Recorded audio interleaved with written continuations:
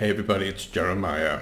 We're going to talk about something pretty deep today. Maybe it's a bit too soon to come right off the bat, but hey, why not? Hey. So what it is, I'll tell you in a minute. Welcome back. It's Jeremiah again. So as I was saying, this is a pretty deep topic video today, and probably it's a little too deep than I should be doing already, but I feel like it needs to be done.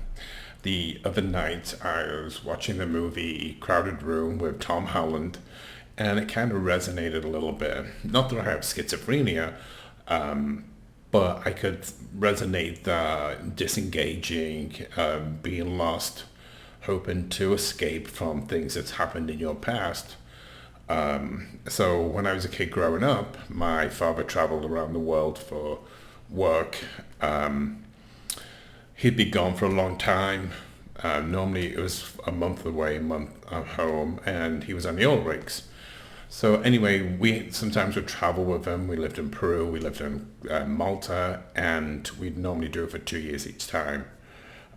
So to be with my dad, that's what we needed to do. Anyway, so it was hard for me and my brother to make friends because you were never around long enough to form a good bond. So we were each other's friends, you might want to say. So when we went with my dad, which was a lot of the time, my mother took over the role of two parents. And so she was the one who chastised us and she was the one who loved us, even though my dad did love us. But anyway, so that was kind of growing up. But always went through a depression side. I was the goofy kid. And if you look back in history of comics and everybody else like that, normally will have a depression side to them as well. Anyway, so I was going through my little phases and how should I say, I'd go to my grandparents for advice and they were at the age where suck it up, buttercup, don't want to talk about it, doesn't matter, get over it, there's worse kids off in the world than you are. And so my inner child would always kind of close down. Anyway, so from there, I was vulnerable to outside, I don't want to say force because it's not that, but outside dealings. So when I was a young kid, I was kind of molested by a family member. And so that's kind of a stupid way of saying it. I was molested by a family member. And so it was hard for me to tell anybody, even though at such a young age that it was not right going on. But I knew if I told my father, he literally would have killed the person. So I got to the point where,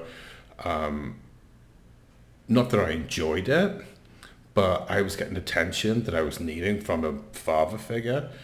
And as much as it was painful, it was also, how do I want to say it? It was also nurturing as well. And so I went through a phase of,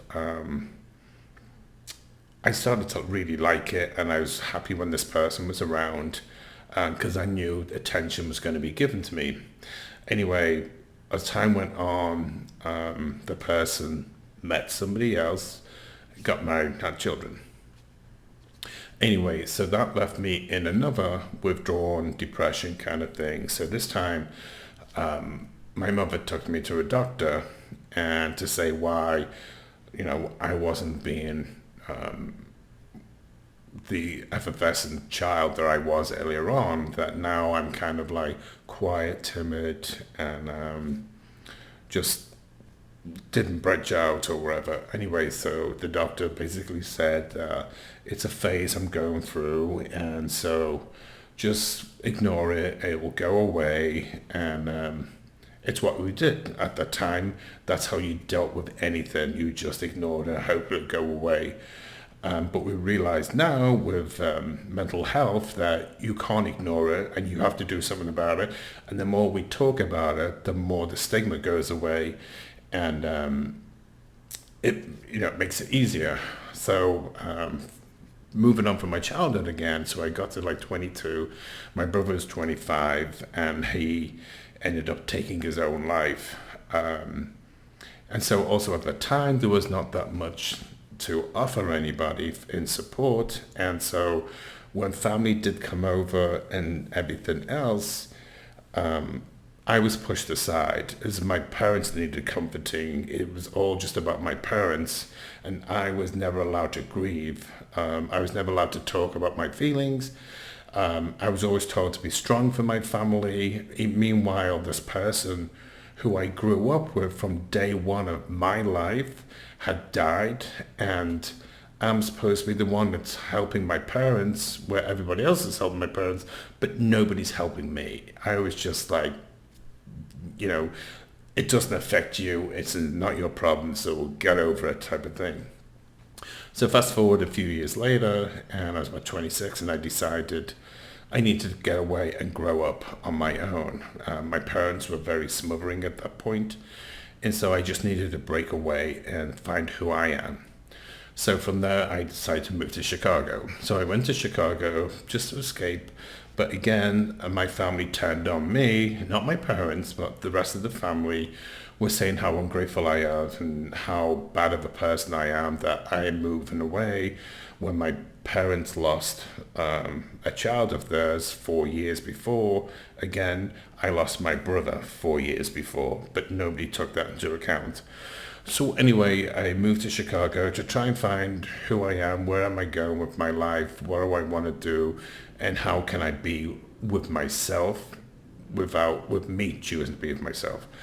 So anyway, I go to Chicago, and my favorite cousin, sorry everybody, Graham, was always there to support me, and he was the one who kind of, without knowingly, knew that I could lean on him and talk about things, and he would always listen, and then we got to a point where we'd go out and have fun. And so when things got heavy, it was nice to know in my head that it's not going to last forever.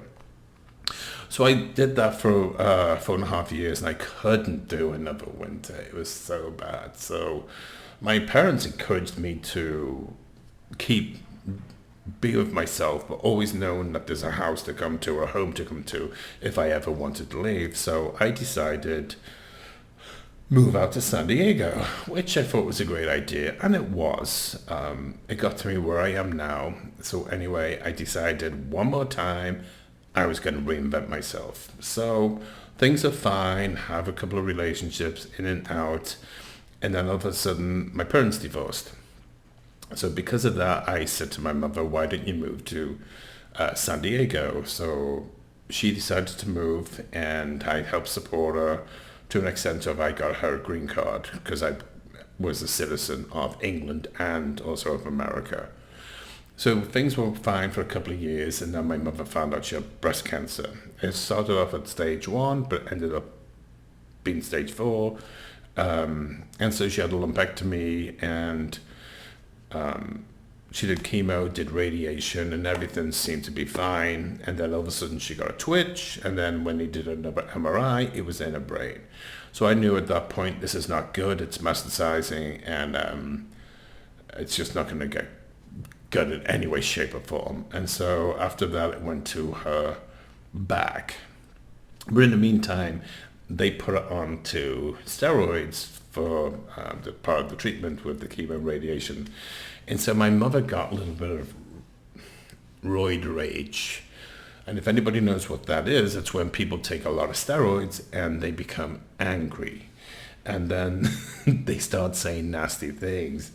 And as much as like my mother said, even though I brought it into my home and tried to take care of her, at one point she called me self-centered, selfish little brat. And I told her I'm going to work, we'll talk about when we get back. And when I got back, she was all apologetic, but it still hurt, it still felt like that, am I a brat or whatever. I knew that she was on steroids and knew she was having roid rage, but still the words were spoken, and I still never forget about it. So anyway, I was in what I thought was a really good relationship, and 3 weeks before my mother died, we decided to split. Well, I didn't decide, the other person did, because I think that everything was getting too heavy, especially with my mother. So after the split 3 weeks later, my mother passed away. There's a couple of other things in between, but I don't want to talk about them right now. So anyway, she passed away, and it was hard. And one of the main reasons it was hard, well, not one, there was a few reasons, but I had to make all medical decisions for her. I had no brother, I have no siblings. My father was AWOL, so it was just me and my mother, and so I had to make every decision regarding her treatment, her health, everything. And when you're the only person, you hope you're making the right one. You really hope that it's the right decision that you made, because you can't second guess it. When it comes to somebody's health like that, you try and get it right the first time. There's no redos. So I do encourage people, if you have hospice, is to stand up for yourself and grab them by the balls, and you be your own advocate, because you can't do it again. And especially if it's a family member, a child or a parent or a grandparent or whatever, there's no redos. So make sure you get it right the first time and have no regrets. So technically I have no regrets of my mother, but there's always that little voice in the back of your mind saying, maybe you should have done this, maybe you should have done that. So I'm gonna have a little sip because I'm gonna dry mouth. So, when I make these videos, I don't want to script it or anything. I just put a couple of notes up, and I like it to be raw, and I noticed that my hair is the same color as the background. Who knew? Anyway, so after my mother died, my relationship ended, and my life just spiraled out of control. I had no support system left. I couldn't rely on my family. A lot of my friends didn't know what to do, because none of them had gone through this situation. So I was kind of lost. My best friend Randy, he was very supportive, and there's some stories I could talk about him about, but I know he'd kill me if he sees this. So I'm not going to talk about moo-moos or wigs, but that's another story. Anyway, I decided that I was going to have a mental breakdown, even though at the time I didn't know it. All my life, I've always been depressed, so I get to this point, my mother passes away, and she died in my house, and I couldn't deal with the house anymore, so I let it go to foreclosure. I moved to an apartment, and so my life was just spiraling downhill. And so I bought a motorcycle because my parents said never buy one. And my mother always said, don't ever go to Israel because it's too dangerous. So I booked a ticket to go to Israel for the next year. I also, in the meantime, converted to Judaism, which I'm glad I did, but this was all kind of in part of my breakdown. And then I legally, through court system, I changed my name completely. And so I was crying out in one way, but people didn't listen or didn't know what to do. So I was just going downhill, legally changed my name, having a motorcycle, going to Israel, converted to Judaism, and then next minute I OD. I take a huge overdose, I take a lot of pills. Doctors say they don't understand why I was still around, but I gathered nobody wanted me. So I survived, and from that point, I was officially diagnosed right before of having bipolar. So with me, when I found out bipolar, I didn't really know what bipolar meant, and so it scared me that I had a diagnosis. I just like the word of, oh, I'm just depressed, but I have a proper diagnosis, and it's kind of shocking to hear that somebody says you're bipolar and you're like, no, I'm just depressed. Anyway, so I took my overdose. I was put on a 5150, which in America, that's a 72-hour hold in a mental hospital, which wasn't that bad, really. The people were kind of crazy, but who knew I was there too? So anyway, I get out of that and I'm like trying to focus my life. And so knowing that I tortured myself without knowing I was torturing myself, I decided to do some work for suicide prevention. And so right now I am taking my life day by day because tomorrow is never promised by anybody. My husband's a great support. Now I have a great family of friends and family. Well, my cousin and my nephew, I should say. I have great therapists, I have great psychiatrists, and I do take medication. If you find the right team to have, you will not need to be zombified on medications. You can, with a great psychiatrist and therapist, take medication and be like me. You can be fine. You can walk down the street. You can swim. You're not in a corner, like Googling or goggling that everybody thinks, oh, you got bipolar, then that means you're nuts. Well, no, it's not. It's just I have a brain balance that's not right. And so I hated the idea that I have to take medication for the rest of my life. And so I mentioned that to my psychiatrist. I'm like, that's the only thing I really don't want to do is for every day from now on take this medication. And so she said, you take a vitamin or a vitamin in England every day. And I said, yes, I do. She said, well, this is a vitamin for your brain. So at that point I was like, hey, that doesn't sound too bad now. So anyway, there's other things happen to me, but this is not a video for me to go that in depth with. But I just want to say, if you're having a mental health issue right now and you kind of don't know what to do, you can call 988, again, 988 on your phone, and you'll be put through to a mental health professional that can help you. If you are having a medical emergency, please call 911 and somebody will help you. With me, somebody called 911, so I'm still here, so that makes me feel better. But also with this walk to fight suicide, it's with an organization called the American Foundation for Suicide Prevention. They have a website at www.afsp.org. So it's afsp.org. AFSP.org, American Foundation for Suicide Prevention.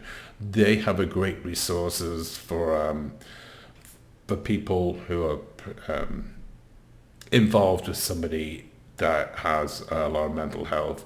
It teaches you about the signs to look for, whether it's your kids or whether you are the kid or whether you're the parent or you're an adult or you're a brother or you're a sister, you're a friend, you're a cousin, or you're a therapist and you want to know signs, you want to know prevention, go to this website and they can give you a lot of information and direct you to local groups that are around you. And it is all private and confidential, and so is the hotline. So please look after yourselves, and all I can say is take care and really, really join together. Let's talk about mental health. Let's talk about it all the time and make it become a normal topic where somebody will ask you, are you married? Do you have a mental problem? And you'll be like, yes, I do. I am married and I have bipolar. So fantastic. Anyway, I gotta run because I'm getting dry again and I need another sip. So thank you for listening, watching, crying, laughing, wherever.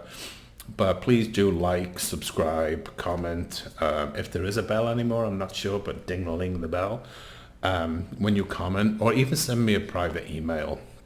My email is in this. And let me know if you need my advice, if you need my direction for somebody, if you've got any questions about bipolar and suicide prevention, or you just want to say hi and say, hey, can we talk about this because I have this issue and I don't want to talk about it publicly, but I'd like some information on it. So let me know what you want to talk about and we'll talk about it. But I've got some good stories to talk about coming up. Anyway, kids, Oh God, I can't believe my hair is the same colour. What's the background? Anyway, kids, thank you for listening, and I'll talk to you soon. You take care, and bye for now.